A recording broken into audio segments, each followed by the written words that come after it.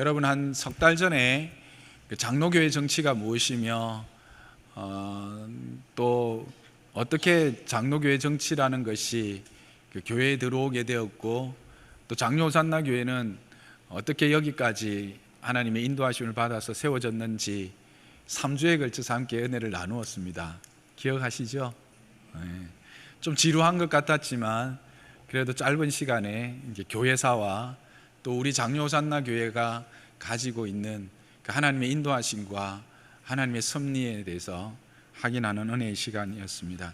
자, 오늘부터 또 한 3주 동안은 이제 22일 날 장로와 안수집사와 권사의 피택을 앞두고 구체적으로 그러면 어떤 역할을 하는가, 장로라고 하는 분들은 어떤 역할을 교회 안에서 하여야 하고 할 것인가, 우리는 어떤 기대와 소망을 가질 수 있을까 하는 것들을, 또 집사와 또 권사들은 또 어떤 역할을 하는가 하는 것들을 함께 알아가려고 합니다. 여러분은 교회 안에서 장로님들이 하는 역할이 뭐라고 생각을 하십니까? 교회를 잘 알지 못하는 분들이나 또는 교회에 처음 이렇게 발을 디디며 신앙생활을 하시는 분들 가운데는 교회와 세상을 이렇게 구분을 하지 못하고 장로님들이 교회 안에서 어떤 그 회사로 따지면 이사와 같은 자리이고 또 정치적인 어떤 그런 시각으로 보면 그 목사를 견제하는 야당과 같은 역할을 하는 그런 분들이다, 이렇게 생각하시는 분들이 있습니다. 또 교회에는 여러 가지 회가 있습니다. 당회, 재직회, 그 다음에 총회가 있는데 이런 모든 회는 어떤 민주적 절차를 위한 장치다라고 그렇게 생각하시는 분들도 있습니다. 그 부분에 대해서 우리가 이제 막연히 알고 막연히 생각하고 있는데 성경은 그것들을 어떻게 말하고 있으며 또 이제 성경을 잘 해석해서 우리의 삶의 모범으로 허락하신 이 교회 헌법, 여러분 나라에도 헌법이 있듯이 교회에도 헌법이 있는 거 아세요? 교회 헌법은 그 부분들을 어떻게 우리에게 말해주고 있는지를 한번 알아보려고 합니다. 왜 이것이 중요하냐면 우리가 정확한 지식이 없을 때 누군가가 내게 요즘 유행하는 가짜 뉴스를 전해주면 거기가 진짜인 것처럼 이렇게 혼란스러워지기도 하거든요. 바로 알지 못하면 바른 기대를 가지지도 못하기 때문에 우리가 바로 아는 것이 참 중요한 것 같습니다. 그래서 오늘 이 시간은 또 조금은 좀 건조해질 수 있지만 그러나 우리가 교회에 대해서 구조에 대해서 바로 좀 알고 신앙생활 하는 것은 참으로 중요합니다. 여러분들에게 어쩌면 누구도 말해주지 않았을 그런 내용일 겁니다. 저도 이렇게 구체적으로 헌법을 가지고 여러분들에게 이야기하는 것은 흔하지 않는 시간인데 그러나 이것은 분명히 우리가 다 알아야, 교회 공동체가 다 알아야 우리가 당회에 대한 요구와 재직회에 대한 요구와 그러면 공동의회, 총회에 대한 요구들을 또 우리가 감당해야 될 책임들을 감당할 수 있을 것이라 생각합니다. 그럼 장로의 역할은 뭔가? 오늘 우리가 본 성경이 이 장로의 역할에 대해서 아주 함축적으로 잘 말해주고 있습니다. 오늘 이 본문은 이제 바울이 2차 전도 여행을 마치고 예루살렘으로 돌아가던 길에 밀레도라고 하는 곳에서 에베소에 있는 장로들을 초청합니다. 불러서 그들에게 교회를 의탁하는, 성도들을 맡기는 그런 말씀입니다. 장로들에게 구체적으로 한 말씀이죠. 그래서 이 부탁, 이 권면의 핵심은 뭔가? 온 양떼를 위하는 것이다. 너희들의 역할, 장로들의 역할, 장로들이 해야 될 일은, 직무는 온 양떼를 위하는 것이다 라고 말하고 있습니다. 그래서 양떼는 뭔가, 다들 양떼하면 신자들, 성도들 이렇게 아실 겁니다. 근데 처음 신앙생활을 하거나 교회 배경이 전혀 없는 분들은 이 갑자기 양떼가 나오면 이게 연결이 안 됩니다. 이 양떼하고 왜 갑자기 장로하고 장로님들이 어디서 뭐 목장을 하셔야 되나 이렇게 생각하시는 분들이, 물론 그렇게까지는 안 가겠지만 이렇게 연결이 안 되는 분들이 있습니다. 그래서 여기 양떼는 신자들, 성도들을 이야기하는 것이죠. 즉 교회 공동체에 속한 신자들을 위하는 것, 그것이 바로 장로의 역할이다라고 말하고 있습니다. 그러면 구체적으로 어떻게 위할 것인가 하는 것입니다. 바울은 먼저 삼가라라고 권하고 있습니다. 그런데 삼가라는 것은 첫째는 자기 자신에 대하여 삼가고, 그 다음에 온 양떼를 위하여 삼가라, 그렇게 말합니다. 근데 이 삼가라는 말이 좀 애매합니다. 그죠? 뭘 삼가라는 거고 삼가라는 뜻이 과연 뭘까?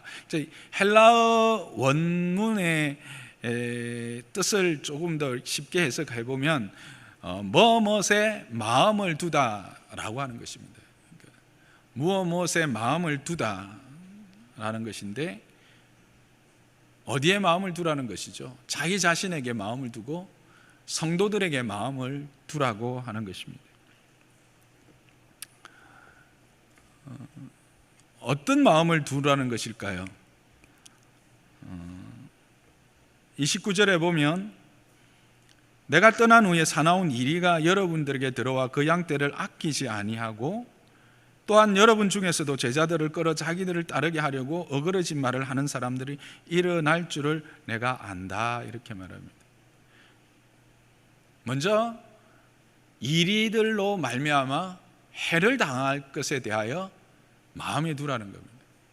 분명한 것은 사단은 교회를, 성도를 거저 편안하게 내버려 두지 않는다는 사실을 장로들은 반드시 유념하고 마음에 두어야 된다는 겁니다. 이리들이 와서 그들을 공격할 것을 마음에 두어야 그들이 공격할 때 방어하여 보호하고 지킬 수 있겠죠. 또 이리들에 의해서 방어까지는 못했다 하더라도 공격을 받아서 상처를 받으면 그 상처를 이리가 행한 것인 줄을 깨달아서 치료하고 고쳐줄 수 있겠죠. 품을 수 있겠죠. 그런 이야기입니다. 외부로부터 오는 영적 공격들 뿐만 아니라 또 여러 가지 어려움들, 환난들로부터 성도들을 지킬 수 있도록 늘 그들을 마음에 두라라고 하는 것입니다. 뿐만 아니라 자기 자신도 마음에 늘 두라는 것입니다. 자기 자신에 대해서도 마음을 두고 살피라는 것입니다. 무엇을 살피라는 겁니까? 자기 자신도 모르는 사이에 어떤 존재가 되냐면 이리가 될 수 있다라는 것입니다.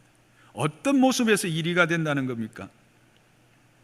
사람들로 하여금 자기를 따르게 하기 위해서 어그러진 말을 하는 이리가 될 수 있는 부분에 대해서 분명히 자각하고 있어야 된다라고 하는 사실입니다. 그러니까 외부로부터의 공격뿐만 아니라 자기 자신이 그와 같은 존재가 될 수 있다라고 하는 사실을 늘 인식하고 자기를 돌아볼 수 있는, 자기를 마음에 두는 그런 자가 되어야 된다. 그게 바로 장로다라고 말하고 있는 것입니다. 이것을 다른 말로 하면 목양이라고 할 수 있겠죠. 양을 치는 것처럼 성도를 면밀히 살피고 성도의 필요를 채우고 성도의 아픔을 돌아보게 하는 것입니다. 이것을 보다 구체적으로 잘 말씀해주고 있는 성경이 야고보서 2장 14절로 17절에 있습니다. 이 야고보서 2장 14절에 17절의 말씀은 핵심은 행함에 대한 이야기입니다. 구체적으로 성도들의 행편을 살펴보는 데서 멈추지 말고 그들로 하여금 그곳에서부터 위로를 얻고 힘을 얻고 일어설 수 있도록 해야 된다는 것입니다. 그러니까 무엇에 대해서 그렇게 해야 되는가?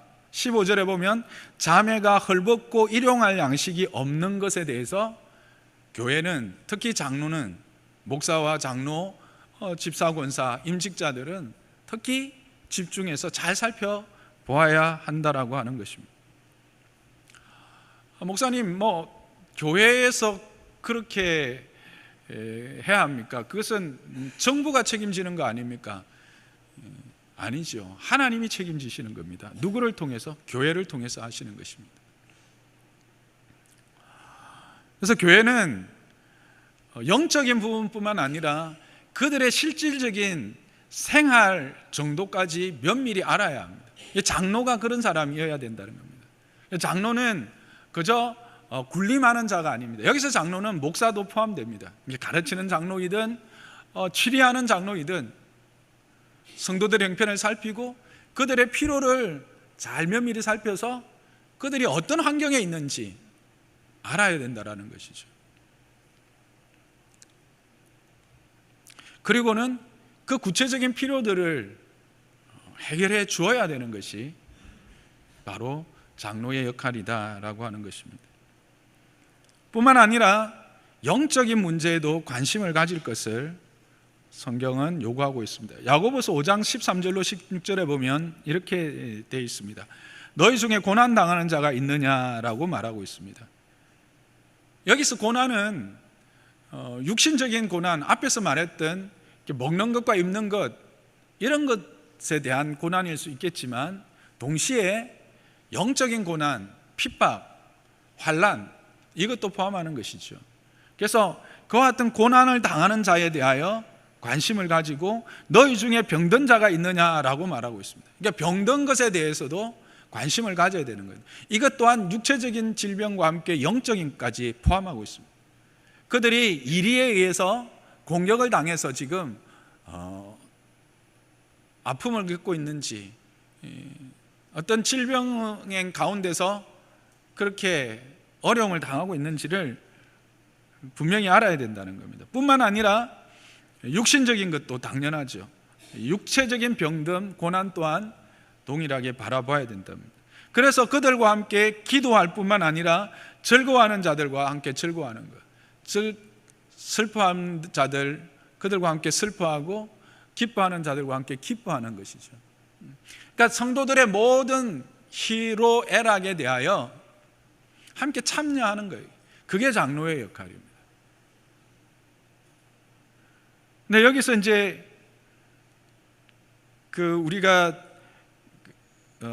기름을 바르며라고 했을 때 가서 기도하는 뿐만 아니라 기름을 발라야 된다는 겁니다. 이거를 어떤 분은 성령의 기름 부음 이렇게 해석을 하시는데 그거는 잘못된 해석입니다. 분명히 여기서 기름은 올리브유나 어떤 특별한 기름을 이야기합니다. 그 당시 요즘도 그렇지만 기름이 일종의 치료제로 사용되어지고 있었습니다. 그렇기 때문에 이 기름은 구체적인 치료 방법을 제공해 주는 것입니다. 성도들이 당하고 있는 그 질병에 대한 구체적인 치료 방법을 제공하는 거예요. 요즘으로 말하면 의사가 아니기 때문에 함부로 치료할 수가 없겠죠. 좋은 또 그 질병에 합당한 이렇게 과로 이렇게 연결을 해 주는 겁니다. 목사가 그런 거, 장로가 그런 거 어떻게 합니까? 그런 생각을 할 수가 있죠. 근데요, 여러분 목사가 되고 보면 이게 신방을 하다 보면 여러분은 한 번도 듣도 보도 못한 질병을 듣고 그런 과정, 치료의 과정이나 이런 것들을 경험할 때가 있어요. 간접 경험할 때가. 그래서 이 잡학이 좀 이렇게 풍부해집니다. 그래서 그런 것은 이쪽 과를 가서 한번 진단을 받아보세요. 그러면 정말 그쪽으로 가서 그 진단을 받아서 질병을 정확하게 확인하고 치료하는 경우가 있어요. 실질적으로. 그게 이제 은혜죠. 그런 것들을 이야기합니다. 여기서 기름을 바른다라는 것은 구체적인 이제 치료 행위가 행해질 수 있도록 안내를 하고 그렇게 하라고 하는 것이죠. 어쨌든 성도들의 영과 육의 필요와 그 영과 육의 부족함들과 그 상처들을 관심을 가지고 마음에 두고 돌아볼 뿐만 아니라 실제적인 필요들을 충족시켜주는 자리에까지 가야 되는 것이 장로들의 역할입니다. 그러면 장로가 그럼 그 모든 경비는 어디서 나올까요? 당연히 교회에서 나오죠. 그래서 교회에서 우리가 함께 하나님 앞에 드린 것들이 교회 공동체를 위해서 그렇게 쓰여지는 것입니다. 그러니까 여러분은 잘 이렇게 교회가 그런 일들을 할 때 드러나지 않지만 교회가 끊임없이 그런 일들을 꾸준하게 진행하고 있습니다. 어쨌든 그런 일들을 보다 더 분명하게 하고 더 온전하게 하기 위해서 장로님들을 세우는 것이죠. 그러면 그들을 이렇게 위해서 기도하고 또 권면할 때에 그들의 영적인 나태나 또 회개하지 않음으로 말미암아 자기의 욕심이나 또는 실수로 말미암아 죄를 범했을 때 회개하지 않음으로 말미암아 생기는 여러 가지 문제들을 권면할 때에 그럼 무엇으로 할 것인가? 자기 지식과 경험으로 할 것인가? 성경은 오늘 우리가 읽었던 사도행전 20장 32절에서 이렇게 말씀하고 있습니다. 지금 내가 여러분을 주와 및 그 은혜의 말씀에 부탁한다, 그렇게 말합니다. 그러면서 그 말씀이 여러분을 능히 든든히 세울 것이다, 그렇게 이야기합니다. 여기서 여러분은 누구일까요? 장로들이죠. 즉 장로들은 가서 권면할 때에 말씀으로 권면해야 돼요. 그래서 그들이 당한 어려움과 환난과 공고함의 문제들을 어떤 말씀을 가지고 권면하고 위로할 수 있을까 알고 있을 수 있는 정도가 되어야 된다는 겁니다. 그들의 형편과 그들의 필요가 무엇인지 영적으로 인지하고 인식해서 그것에 합당한 말씀으로 그들 앞에 내어놓을 수 있는 그런 분이어야 된다. 그들이 장로여야 된다라는 이야기도 될 수 있죠. 그래서 말씀으로 그들을 권면하고 말씀으로 그들을 위해서 기도해야 하는 것이죠. 그러면 어떤 자세로 할 것인가? 31절에 보면 바울이 자기 자신의 예를 들어서 이야기하고 있습니다. 내가 3년이나 밤낮 쉬지 않고 눈물로 각 사람을 훈계하던 것을 기억하라, 그렇게 말합니다. 즉 바울이 했던 모습을 그대로 닮아가기를 원하는 것이죠. 3년이나 밤낮 쉬지 않고 성실함입니다. 신실함입니다. 한 번, 두 번이 아니라 끊임없이 그의 영혼들을 위하여 신실하고 성실하게 돌아보며 기도하고 필요를 채워나갈 것을 이야기하고 있는 것이죠.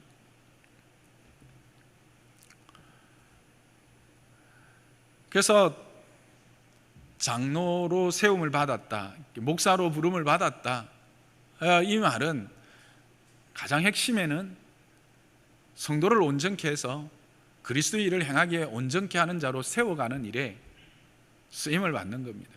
그래서 그들로 하여금 연약하고 부족한 것들을 채워나가서 하나님의 은혜를 풍성히 누릴 수 있는 자리에까지 영에서든지 육에서든지 필요들을 채워주는 일을 감당하고 그들을 권면하고 그들을 보듬어 안는 역할들을 일할 수 있습니다. 그래서 이것들에 대해서 구체적으로 그러면 어떤 일들을 이어야 하는가에 대하여 헌법이 우리에게 알려주고 있습니다. 총회헌법 제9장 3조를 보면 장로의 직무에 대하여 이렇게 말하고 있습니다. 장로의 직무의 제1 번째는 교회의 영적 상황을 목사와 함께 성경적으로 돌보는 것이다 라고 말합니다. 실제로 이 첫 번째 직무에 모든 것을 포함하고 있습니다. 교회의 영적 상황을 목사와 함께 성경적으로 돌보는 것인데, 그것을 조금 더 풀어보면 교리적 오해나 도덕상 부패를 방지하도록 기도하며 사역하는 것이다, 그렇게 말합니다. 성경 안에 있는 여러 가지 교리들의 오해들, 구원에 대하여, 또 하나님의 나라에 대하여, 또 재림에 대하여, 이런 여러 가지 교리들이 있잖아요. 구체적으로 그런 것들에 대하여 잘못 알고 있는 것들, 오해하고 있는 것들, 그런 것들을 방지하고 그렇게 되지 않도록 기도한다는 것은 권면해 준다는 것이죠. 또 도덕적인 부패를 방지하는 겁니다. 도덕적으로도 온전해져야 된답니다. 이 두 가지가 다 어디를 향하고 있어요? 자기 자신과 온 양떼를 향하여 동시에 일어나야 된다라고 하는 것입니다. 자기 자신도 교리적 오해가 없을 만큼 교리적으로 뛰어나야 되고 도덕적으로 부패하지 않아야 될 뿐만 아니라 성도들로 하여금 그와 같이 교리에 대하여 밝을 수 있도록, 그와 같은 오해가 일어나지 않도록 해줄 수 있는 자여야 하고, 또 성도들로 하여금 도덕적으로 부패하지 않도록 권면해 줄 수 있는 자여야 한다라고 하는 것입니다. 그래서 이 일을 위하여서 구체적으로 신자를 신방하여 위로하고 교훈하며 보살피는 것이 장로의 직무다라고 말하고 있습니다. 무엇보다도 연약한 자들, 병자들이나 또 슬픔을 당한 부모님이나 또 형제들을 이렇게 먼저 천국에 보내서 슬픔을 당한 상가를 찾아가서 위로하는 일들, 또 진리를 알지 못하는 영적 어린아이들을 가르치고 돌보는 그런 일들이 장로의 직무로 명기되어져 있습니다. 그리고 신자의 신앙을 살피고 위하여 기도할 것을 말하고 있습니다. 이것은 바로 앞에서 우리가 살펴봤던 야고보서 5장의 말씀을 기초하고 있습니다. 그래서 성도와 함께 기도하고 성도를 위하여 기도하고 목사의 설교를 바로 이해하도록 도와준다, 이렇게 뒤에 서술되어져 있습니다. 여러분은 지금 4번 같은 경우에 앞에만 있는데 뒤에 이제 서술되어 있는 보충 설명은 다 적지는 않았습니다. 그래서 장로의 역할은, 또 성도들은 장로님의 기도로 위로를 얻고 힘을 얻고, 또 분명한 하나님의 말씀은 어떻게 목사의 설교를 통해서, 그 담임 목사, 그 교회의 담임 목사의 설교를 통해서 믿음이 자라도록 도와주는 것이 장로의 역할이다 말하고 있습니다. 그리고 신방할 자가 있을 때 목사에게 신방을 청하는 것까지도 분명히 명기하고 있습니다. 그래서 신방할 일이 있는데 그냥 목사에게 아무 말 없이 지나가는 것도 엄밀히 따지면 직무유기라 할 수 있습니다. 교회 안에 어려움을 당하고 여러 가지 도움이 필요한 자가 있는데 목사가 솔직히 다 알지 못합니다. 그럴 때 평신도 지도자들이 그 부분에 대해서 목사에게 구체적으로 신방을 요청하는 것, 그것이 직무입니다. 그리고 특히 환자와 슬픔을 당한 자와 회개하는 자와 도움을 받아야 할 자가 있을 때에 목사에게 보고한다. 5번, 6번은 거의 비슷한 내용이 되어 있습니다. 이것이 장로의 직무입니다. 여러분은 어떻습니까? 여러분이 평소에 생각했던 장로의 직무와 성경과 또 그것을 잘 해석해서 실제적인 실천 상황으로 적은 교회 헌법에서 말하는 직무와 비슷합니까? 아마 여러분이 생각했던 것과 너무 차이가 있을 것입니다.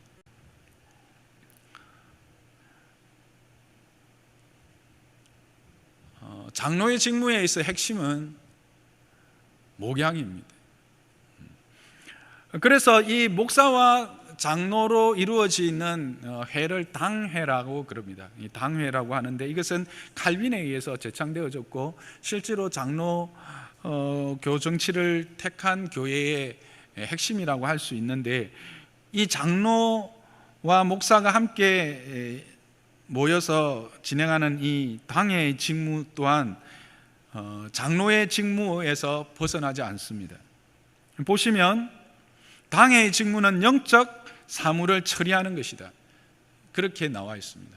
화면에 띄워주시겠어요? 네.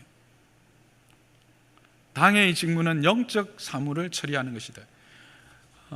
장로의 첫 번째 직무가 영적 상황을 목사와 함께 성경적으로 돌보는 것을 구체적으로 회의를 통해서 교회가 어떻게 예배할 것이고, 교회가 성도들을 어떻게 자라게 할 것이고, 교회가 어떻게 전도의 사명을 감당할 것인가 하는 이런 영적 사물을 처리하는 것, 그게 당의 직무의 핵심이다라는 것이죠.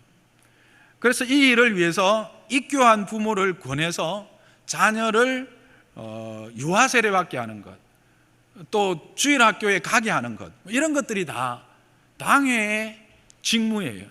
여러분 당회에서 그런 거 하나 시시하다 이런 생각을 하시죠? 그러나 당회가 해야 될 가장 중요한 일이 바로 이와 같이 성도들로 믿음에 굳게 바로 서게 하는 일이다라고 하는 사실입니다. 그리고 예배와 성례를 거행하는 데 봉사하는 것과 장로와 집사를 임직하는 일을 한다는 겁니다. 이 장로와 집사를 임직한다라는 말이 당회에서 그냥 세운다라는 뜻이 아닙니다. 총회에서 성도들에 의해서 선택되어진 그분들을 안수하여 세운다라는 겁니다. 그게 이제 당회의 일입니다. 그런 의미에서 임직하는 일을 한다라고 하는 거죠. 그래서 그분들 하는데 이렇게 이번에 헌법을 보니까 집사 권사는 당회가 시험한 후에 임직한다 이렇게 돼 있더라고요. 우리 교회 아직도 한 번도 안 했는데 집사와 권사 시험 과목이 신조, 소요리 문답, 정치, 예배 모범, 성경. 피택된다고 다 되는 게 아니라 시험을 또 봐야 되는데 올해 어떻게 할지 모르겠습니다. 그 다음에 권징하는 일에 봉사한다. 이게 이제 취리의 핵심 중에 하나인데, 실제로 권징이라는 것은 벌 주는 것이 문제가 아닙니다. 그로 하여금 은혜 안으로 다시 돌아올 수 있는 회복의 기회, 회개의 기회를 주는 것이죠. 그래서 마태복음에 나와 있는 것처럼 먼저 한 명이 가서 권하고, 두 명이 가서 권하고, 함께 무리가 가서 권하고, 그래도 이제 듣지 아니하면 그때 구체적인 권징하는 것이 이제 당회의 일이죠. 그 다음에 이제 영적 유익을 도모하기 위해서 각 기관을 사랑으로 감독하고 신방하고 성경을 가르치고 하는 이 모든 일들이 다 당회가 해야 되는 일들이다라고 말하고 있습니다. 그리고 이제 이 당회는 이 노예뿐만 아니라 우리 교회뿐만 아니라 노예와 총회의 일까지 함께 돌아보면서 장로를 파송하고 총대를 파송하는 일들을 하는 것이 노예의 일이다, 당회의 일이다, 그렇게 말하고 있습니다. 당회는 다른 어떤 일을 하는 게 아니라 직무를, 영적 사무를 처리하는 것입니다. 그걸 위해서 구체적인 일들을 하는 게 당회입니다. 여러분들이 생각하는 것처럼 당회가 무소불위의 힘을 가져서 모든 것들을 결정하고 거기에서 결정되는 것들은 아무런 그거 없이 그냥 무조건 교회 안에서 시행되어진다, 그렇게 생각하시는 분들이 혹 계시는지 모르겠는데 그렇지 않습니다. 당회는 당회의 일이 있습니다. 그것은 성도들의 영적인 사무를 관장하고 그것을 행하는 일이죠. 물론 그게 교회는 거의 영적인 일이 다이기 때문에 또 범위로 따지면 광범위할 수는 있습니다. 그러나 교회 안에는 당회뿐만 아니라 죄직회가 있다는 것을 우리는 알고 있습니다. 그래서 집사를 우리가 직분을 이야기를 할 때 장로교회에서는 사직분을 이야기하죠. 목사, 장로, 교사, 집사, 그죠? 교사와 목사는 같은 의미죠. 가르치는 장로로서의 목사이기 때문에 3직분인데 엄밀히 따지면 2직분이죠. 장로. 그래서 설교하고 성례를 집례하는, 목회하는 목사, 그 다음에 치리하는 장로, 가르치는 장로, 이렇게 해서 장로와 집사, 이렇게 해서 더 줄이면 2직분론을 이야기할 수 있습니다. 그래서 집사의 직분이 교회 안에 있습니다. 그래서 집사는 어떤 일을 하는가? 총회 헌법을 보면 함께 읽어봅시다. 시작. 집사의 직무는, 함께 읽어볼까요? 시작.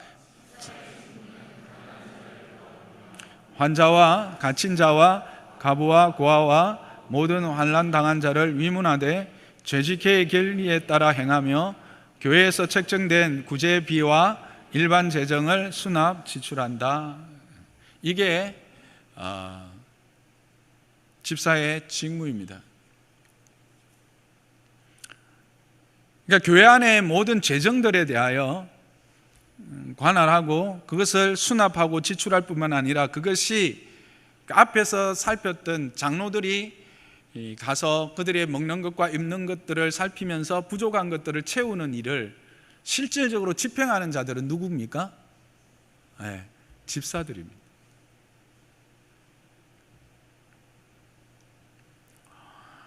그래서 재직회는 이런 일들을 위해서 세워졌는데요. 재직회는 교회에서 위임하는 금전을 관리하는 곳입니다. 그래서 모든 교회 안의 재정은 당회 결정 이전에, 당회에서 최종적인 결정되는 게 아니라 재직회에서 결의되고 결정되어서 집행되어지는 것입니다. 여러분들이 당회와 재직회를 상하 개념으로 생각하시는 분들이 있는데, 교회 안의 모든 지체는 수평적입니다. 모든 지체가 눈이 발들어 필요 없다고 말할 수 없다 이야기했죠. 몸 안에 있는 모든 지체는 동일한 가치를 가지고 있습니다. 그래서 유기적이라고 하죠. 수직적인 관계가 아니라 수평적인 관계요, 역할의 관계입니다. 목사도 동일하죠. 목사도 가르치는 자로 또 설교를 하고 성도를 돌아보면서 목양하는 그런 역할을 하는 것이지, 목사가 세상으로 말할 때 경영자가 아닙니다.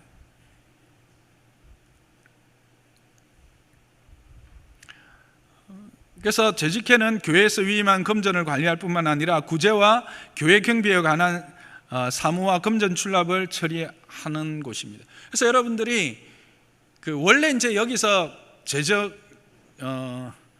재직회는 장로, 그 다음에 집사까지만 원래 재직회 회원인데, 이제 각 교회의 사정에 따라서 서리 집사와 권사와 또 이제 그 외에 필요한 사람들을 재직회 회원으로 둘 수 있다, 이렇게 되어 있습니다. 그래서 우리 교회 같은 경우에는 그렇게 서리 집사님까지 재직회 회원으로 받고 있죠. 그러니까 여러분들이 재직회를 너무 가볍게 생각하고 그냥 한 번도 참여 안 해보신 분들이 계실 거예요. 그건 여러분 직무유기하는 거예요. 그래서 헌금 수집의 일시와 방법을 작정한다. 그래서 연말 재직회 할 때는 수입을 어떤 항목으로 할 것인지를 다 결정하고 지출을 어떤 항목으로 할 것인지를 다 결정을 합니다. 그리고 연말 공동회의에서 그것을 결산하고 보고하도록 되어 있습니다. 이렇게 하고 나면 여러분 생각에 그럼 목사님, 권사님들은요? 이렇게 이제 생각하고 질문할 수 있습니다. 권사직의 유래는 감리교회 창시자인 요한 웨슬리에 의해서 만들어졌습니다.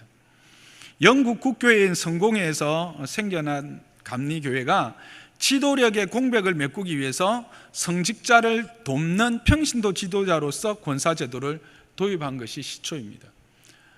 여러분, 감리교회의 정치 체계는 어떤 교회 정치 제도를 가지고 있지요?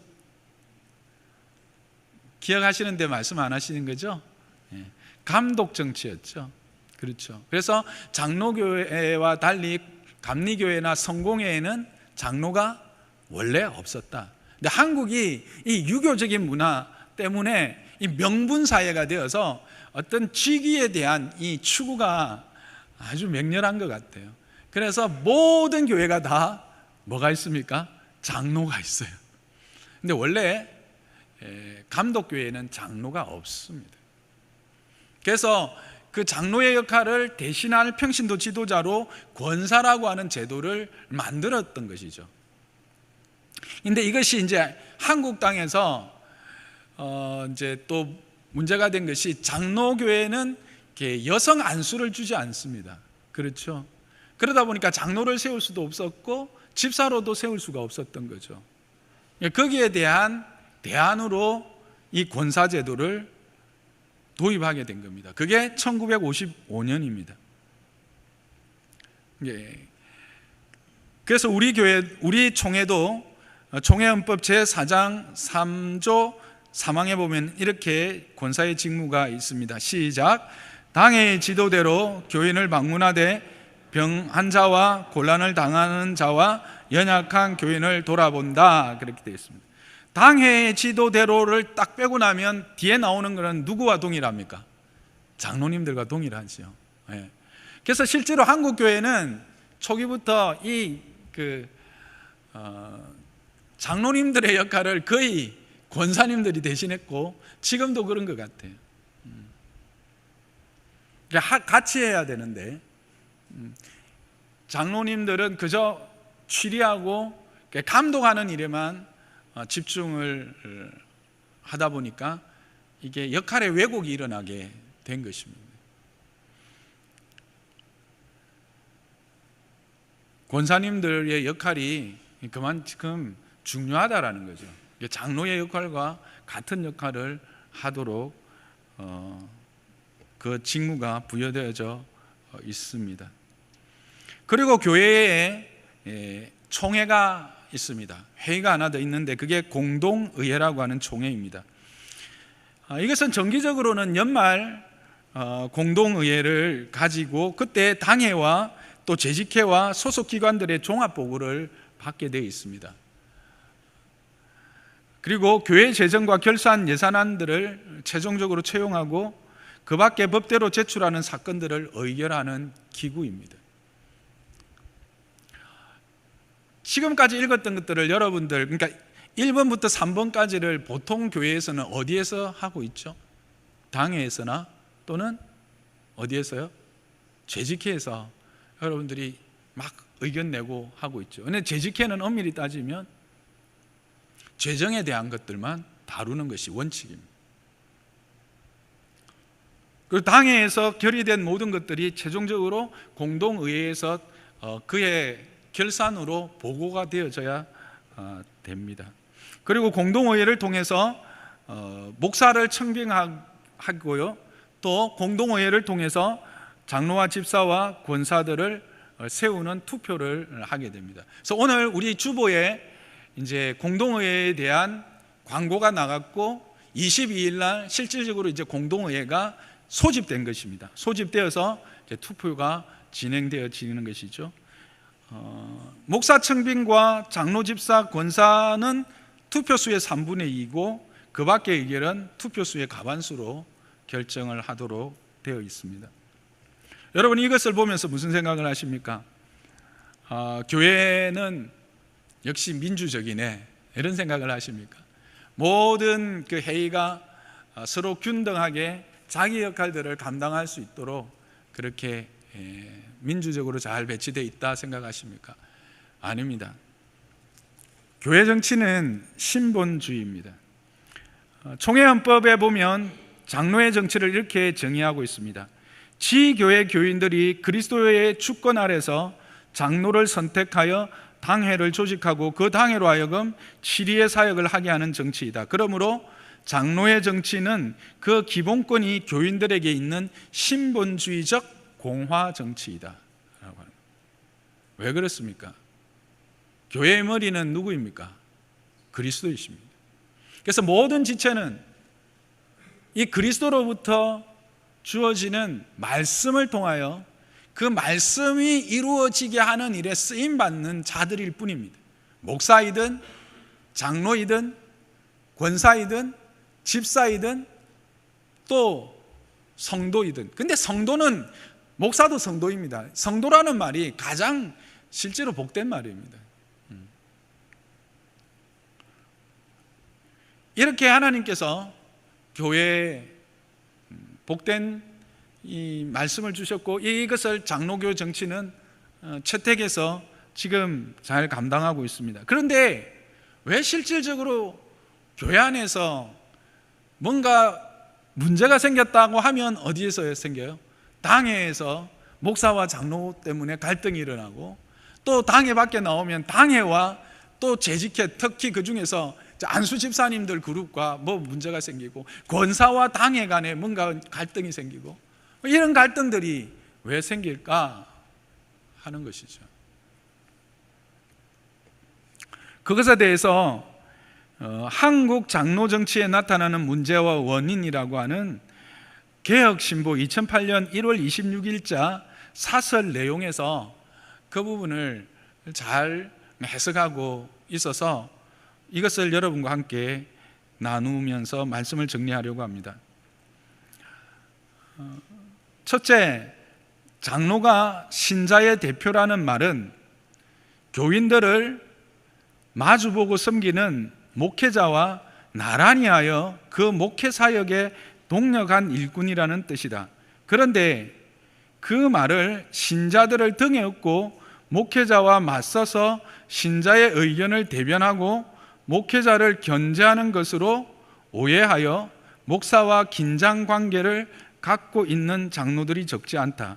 목사는 교회의 경영자요, 장로는 노조위원장인 것처럼 착각하며 서로에게 껄끄러운 존재가 되고 있다. 목사들은 장로 없이 목회하려 하고 장로들은 목사를 강력하게 견제하면서 그 관계가 악화되기에 이르렀다. 이는 교회의 큰 문제가 아닐 수 없다.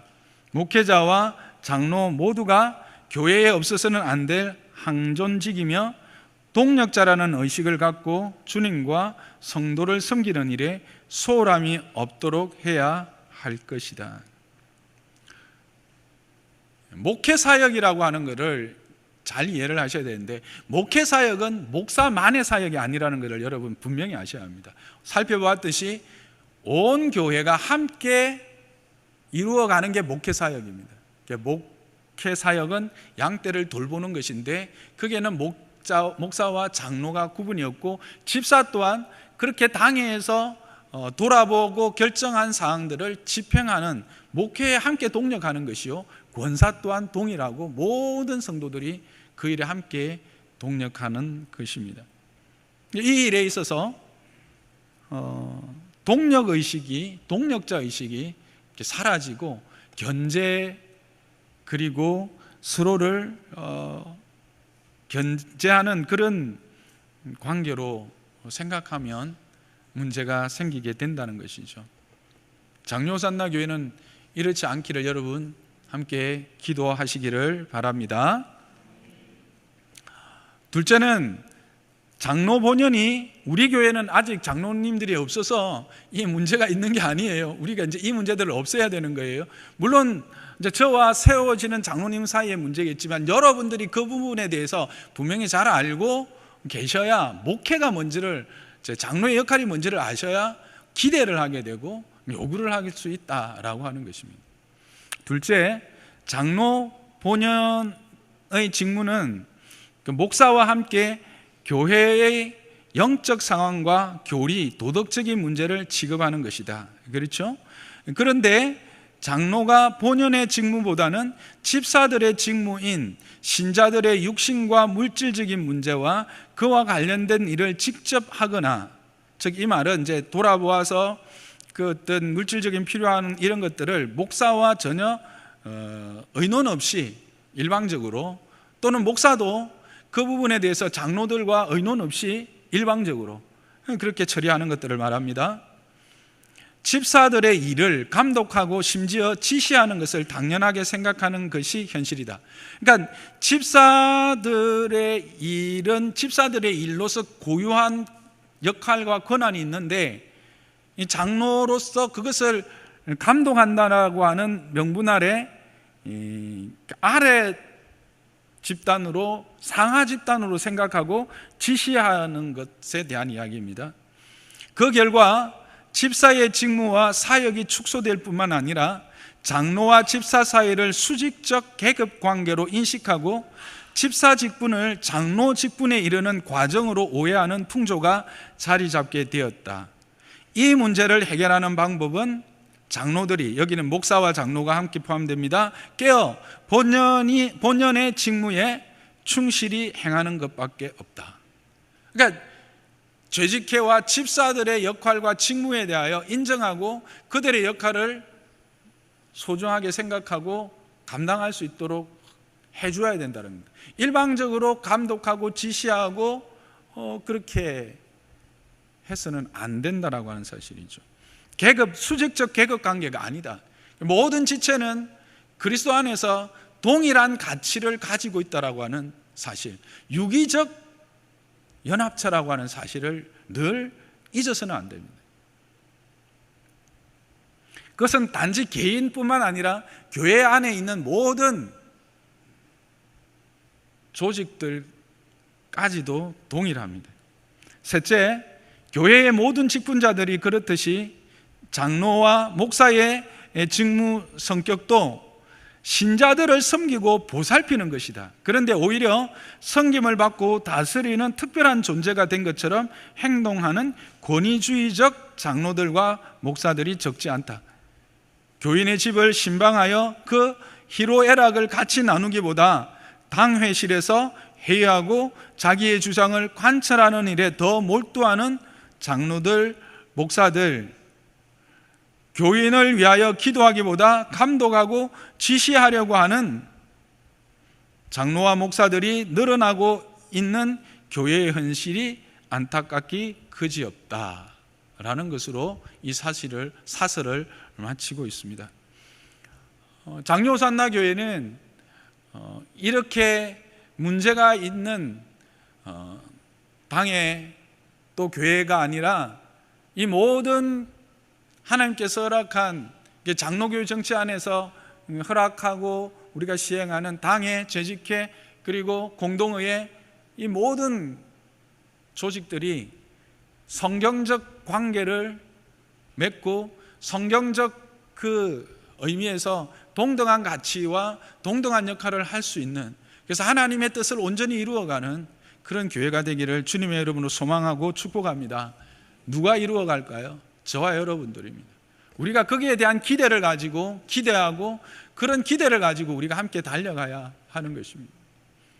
막연함이 아니라 분명한 기준이 있고 분명한 가르침이 있는 것을 기억하시기를 바랍니다. 이제 10년 동안 하나님의 은혜 안에서 여기까지 잘 달려왔습니다. 이제 또 앞으로 10년을 이제 달려가기 위해서 하나님께서 우리 교회에 장로라고 하는 귀한 직책을 허락하시고 또 그들과 함께 당회라고 하는 정말 장로 교회 정치의 꽃이라고 하는 당회를 이제 할 수 있다는 것, 저는 얼마나 감사하고 기대가 되고 홀가분한지 모릅니다. 성도를 돌아보고 그 교회를 교회되게 하고 예배와 훈련과 또 전도 사역, 이 모든 사역들을 지금은 누가 결정할까요? 1인 당회입니다. 당회. 그러다 보니까 당회의 이름으로 하는데 결국은 뭐예요? 목사 혼자 하는 것처럼 돼요. 그러다 보니까 모든 것이 그냥 제한테 시선이 오고, 잘 되는 일도 좋겠지만 조금만 뭐 이러면 목사 혼자 독단적으로 한다라고 하는 생각을 할 수도 있고, 그런 이야기들을 직접 듣지는 못했지만 누군가 그렇게 이야기한다는 이야기는 들었어요. 그렇게 할 때 제 마음이 좀 무겁죠. 근데 이제 그 짐을 나누어질 수 있고, 혼자의 생각보다 두 사람의 생각이 좋을 것이고 두 사람 생각보다 세 사람의 생각이 좋을 것입니다. 함께 꿈꾸고 함께 나누면서 달려갈 수 있는 기대가 저에게 있습니다. 여러분도 그와 같은 기대와 소망을 가지고 함께 기도해 주시기를 바랍니다. 건강한 당회는 장로교회, 교회를 더욱더 건강하게 세울 수 있는 기초가 될 것이고, 이 당회와 재직회가 역할을 잘 분담하고 또 공동의회와 함께 교회의 모든 제반 사항들을 잘 의논하고 진행한다면 교회가 교회로서의 역할들을 정말 하나님이 기뻐하시는 그런 역할들을 해나갈 줄 믿습니다. 그런 기대를 가지고 저와 여러분들이 함께 기도하면서 이 임직투표에 임하기를 주님의 이름 부탁합니다. 그래서 다음 주일은 그러면 구체적으로 어떤 분들을 세워야 할 것인가, 물론 오늘 이제 대체적인 것 나왔지만 지금은 이제 역할적인 부분만 이야기했는데 이제 다른 성경들을 통해서 더 구체적인 것들을 조금 더 살펴보려고 합니다. 여러분들 알고 우리가 임해야 하지 않습니까? 개인적인 어떤 정보 중요하지만 근본적인 것들이 우리에게 필요합니다. 그래서 추석 연휴 마지막 날이라서 좀 제가 염려가 돼요. 그리고 나서 바로 22일 날 투표를 해야 되거든요. 여러분들이 다음 주에도 함께 예배하면서 우리가 세울 임직자들에 대한 그런 꿈을 나누는 시간 되기를 주님의 이름으로 부탁합니다.